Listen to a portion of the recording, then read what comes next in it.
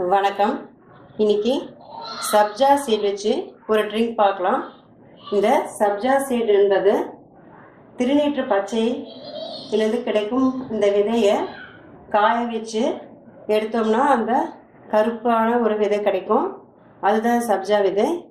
இது நம்ம செய்யறதுக்கு ஒரு அரை மணி நேரம் முன்னாடி தண்ணியில் ஒரு 1/4 கப் அளவு தண்ணி எடுத்து ஒரு 2 டேபிள் ஸ்பூன் வச்சு ஊற வச்சோம்னா இந்த மாதிரி ஊறி பெருசாக இதெல்லாம் இந்த மாதிரி இருக்கும்.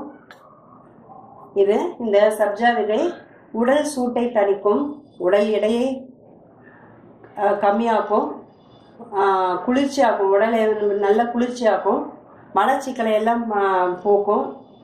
இது பாலில் கலந்து குடித்தோம்னா நல்ல எனர்ஜியான ஒரு ட்ரிங்க் கூட. இது நார்ச்சத்து அதிகம் உடையது.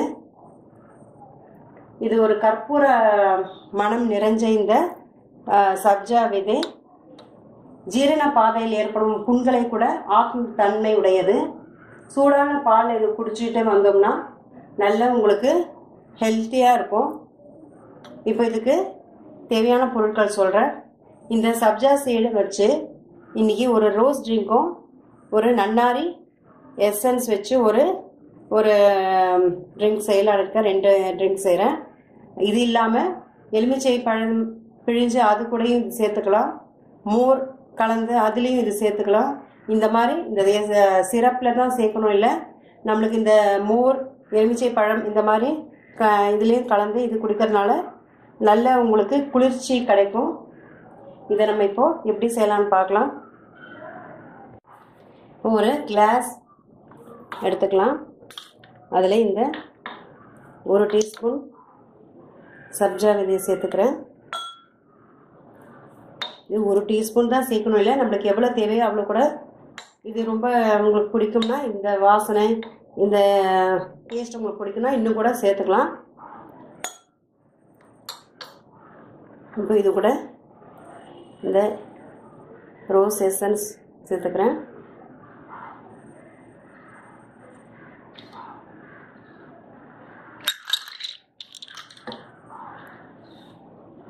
இந்த ஐஸ் க்யூப் சேர்த்துக்கலாம்.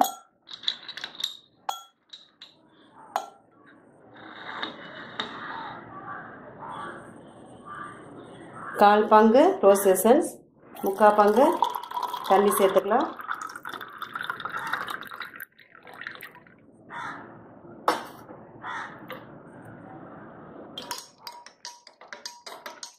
அவ்வளோதான், ரெடி ஆயிடுச்சு.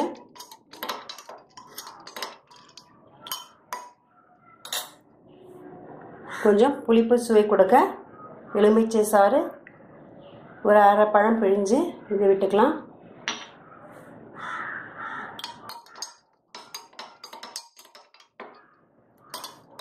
பாருங்கள், ரெடி ஆயிடுச்சு. இப்போது அடுத்தது நான் நன்னாரி எசன்ஸ் வச்சுருக்கேன்.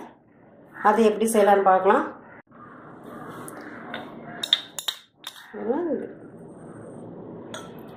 டீஸ்பூன் மாதிரி சேர்த்துக்கிறேன். இதில்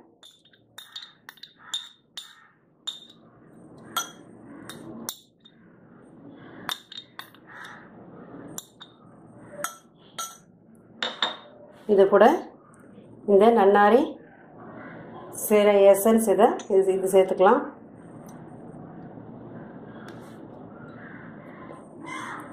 இப்போ இது கூட தண்ணி ஒரு 3/4 பங்கு சேர்த்துக்கலாம்.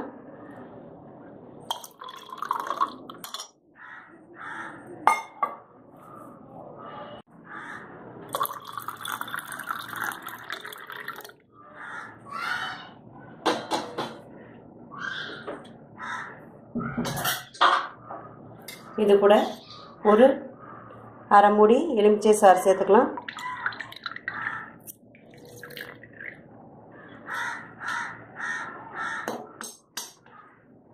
ஐஸ் க்யூப் கொஞ்சம் சேர்த்துக்கலாம். இதில்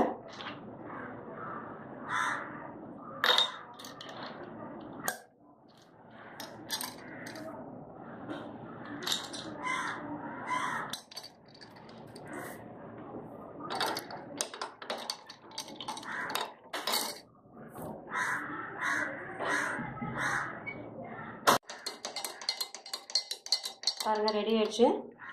இப்போது நன்னாரி அண்ட் சப்ஜா விதை போட்ட ஜூஸ். இது இல்லாமல் ரோஸ்,